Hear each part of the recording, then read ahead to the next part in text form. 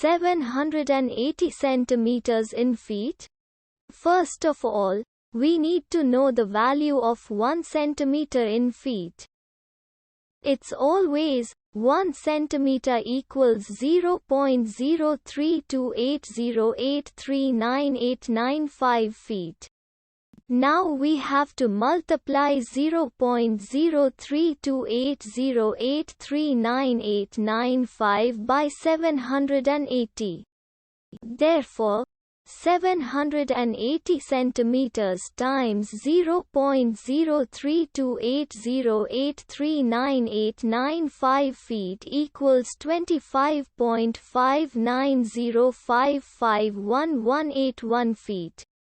So, in other words, 780 centimeters equals 25.59055181 feet.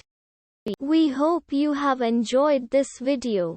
Please like and subscribe to our channel for more videos like this.